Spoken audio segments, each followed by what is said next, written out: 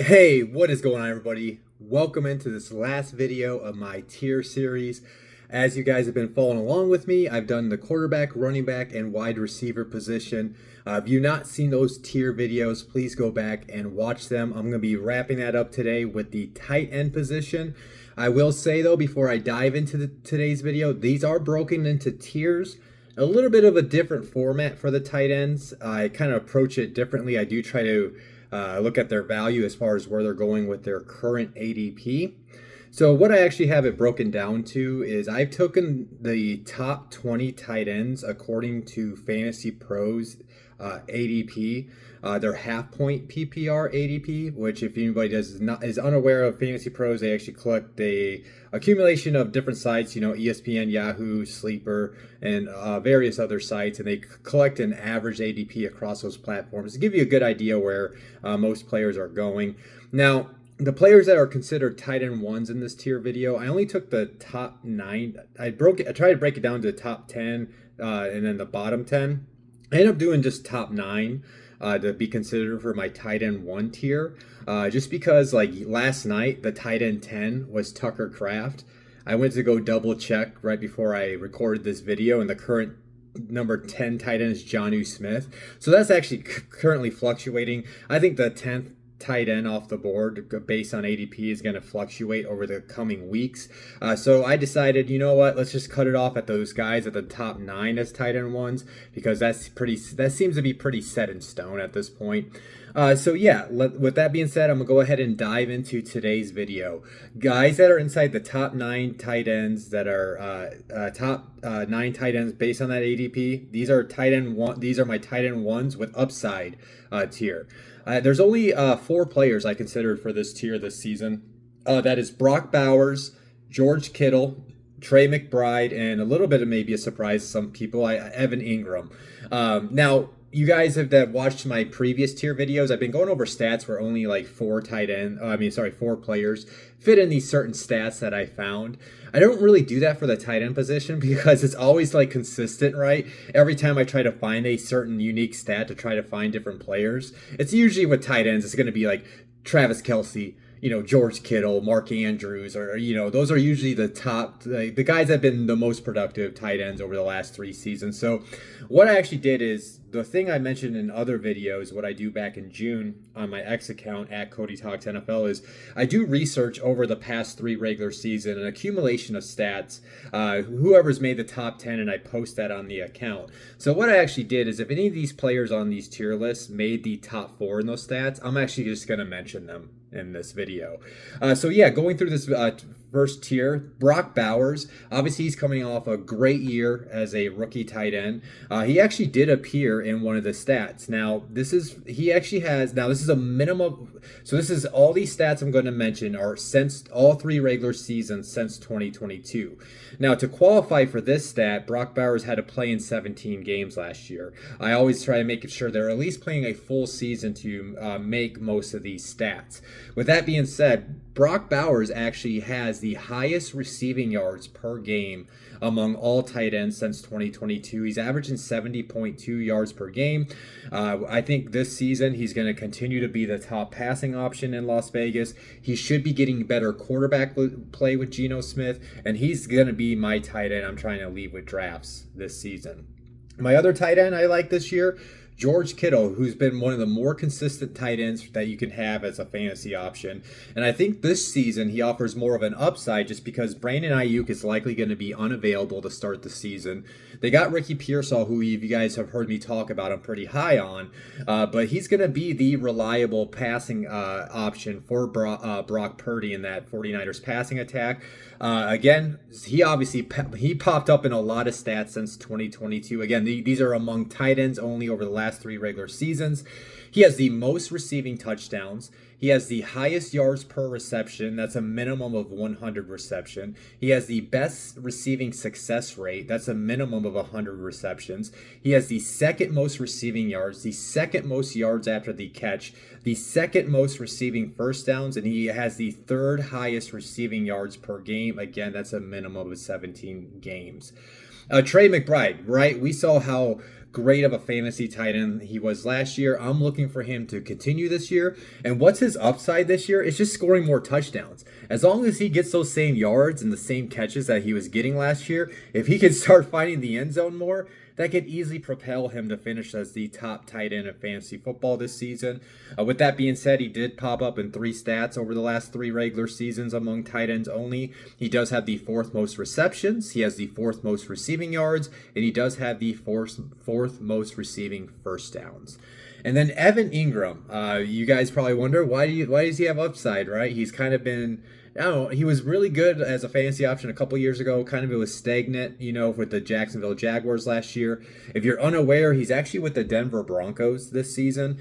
Broncos, obviously, they have Courtland Sutton. I'm a big fan of Marvin Mims and what he can do in year 3, but there's going to be games where it wouldn't be a surprise where Evan Ingram's going to lead the Denver Broncos in targets in their passing attack.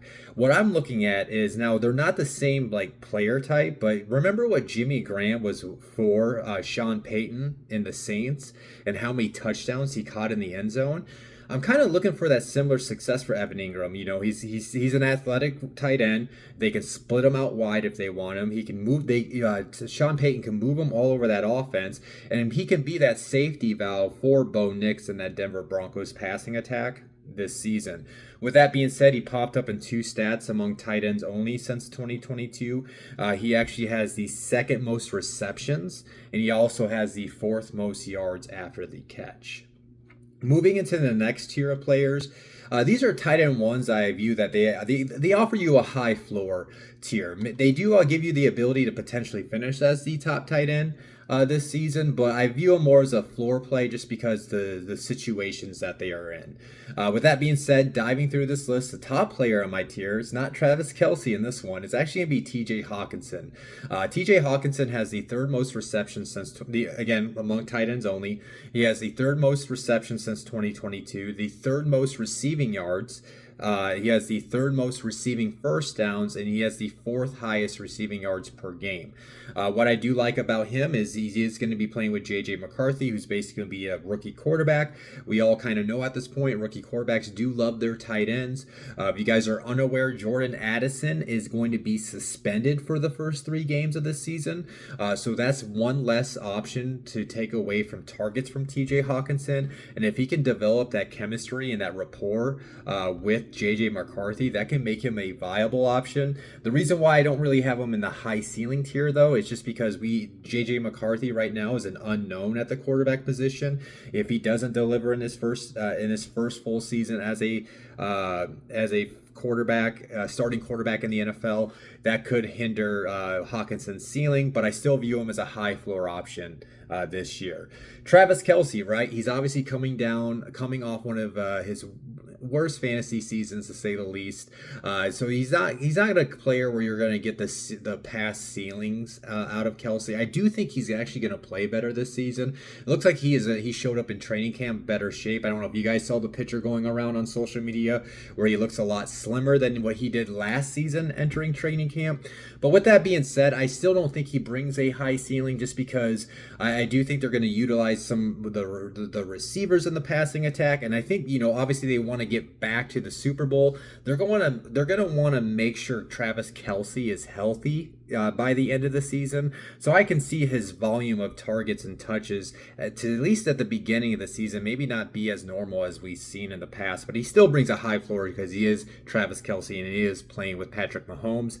And to no surprise, since 2022, he's been one of the most productive tight ends in the regular season. Obviously, he has the most receptions, the most receiving yards, the most receiving first downs, the most yards after the catch. He has the 2nd highest receiving yards per game. Again, that's a minimum of 17 games. He has the 2nd most receiving broken tackles, the 3rd most receiving touchdowns, and he has the 4th best receiving success rate, and that's a minimum of 100 receptions. Sam Laporta, I think he's just a quality high floor tight end that you can draft on your rosters. A guy that I think you know that he should be getting his targets and giving you a high level of production. And then he should be these. I mean, I think we're going to see more of Jameson Williams in the Lions passing attack. But outside Amon-Ra St. Brown, it's Sam Laporta that Jared Goff's going to be looking towards passing the ball to.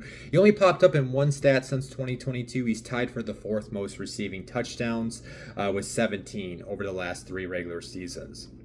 David Njoku, again, his situation is we just don't know who's going to be the quarterback and if we can trust the quarterback. I think it's going to end up being Joe Flacco, which should actually be a benefit to David Njoku because those two did play with each other a couple seasons ago, when Flacco and the Browns did go on that playoff run. So that's why I do kind of view him as a high floor player. With that being said, he has the 3rd most yards after the catch over the last 3 regular seasons and the 3rd most receiving broken tackles. And then Mark Andrews, right? I don't know if people are going to be. Honestly, I'm kind of surprised to see him consistently in the top 9 ADP when I've been paying attention to that on Fantasy Pros. But with that being said, Isaiah Likely is hurt. We don't know if he's going to be able to begin the season. We will see. I know they have optimism. He'll be ready by week 1. So yeah, I think Mark Andrews can at least provide you beginning of the season value. The reason why his ceiling is capped is obviously because once Isaiah Likely's in the lineup, I think Isaiah Likely is going to end up dominating most of the targets. But if you just want a quality starting option to begin the season, I don't think Mark Andrews is a bad option. And then as far as the stats that he popped up in since 2022, he has the 2nd most receiving touchdowns over the last 3 regular seasons, and he has the 3rd highest yards per reception, and that's a minimum of 100 receptions. So moving into the tight end 2 tiers, just basically it's kind of the same format like I talked. So these are basically the bottom 11 tight ends are going towards the half-point PPR according to Fantasy Pros. These are tight end 2s that offer a high ceiling tier. These are guys where I see them potentially finishing as a top 10 fantasy tight end. And I think some of these guys do have the potential to finish as a top 5 tight end, especially those rookie tight ends if everything goes well for them in their first season. We got the rookie tight ends, Tyler Warren with the Colts and Colston Loveland with the Bears. Dalton Kincaid, it sounds like he's been getting a lot of touchdown catches with Josh Allen in training camp with Buffalo for the Bills. Isaiah Likely, I'm still very high on his ceiling this year, even though he's going to begin the season with that foot injury. But I think once he's back in the lineup, he's going to be going for a pretty big season. I talked about it. I talked about Loveland, Kincaid, Likely, and Pitts in my tight ends to target late draft video, and I go more in depth on my feelings with those guys. If you want to go back and watch that video, I don't want to sit here and repeat everything I said, but one thing I did mention in that video is John Harbaugh actually wants to see Isaiah Likely have an all-pro season. You can want that all you want, but for you to make that happen, you do have to have a plan for him to be heavily involved in your offense, which means catching the ball and getting touchdowns, which I think Likely can do. And Likely does have the 4th highest yards per reception since 2022, and that's a minimum of 100 receptions. I know most people are out on Kyle Pitts, but again, according to Fantasy Pros right now, I got it pulled up right here. According to Fantasy Pros half-point PPR, Kyle Pitts is going as the 18th tight end. So depending on if you play in leagues where people draft backup tight ends, not me. I usually prefer just to draft a starting tight end and then just deal with it going into the regular season. I don't like to have a second tight end sitting on my bench. I feel like that takes up roster space in my opinion. So again, if you're getting Kyle Pitts, it's not like the past few years where you're drafting him to be your starter.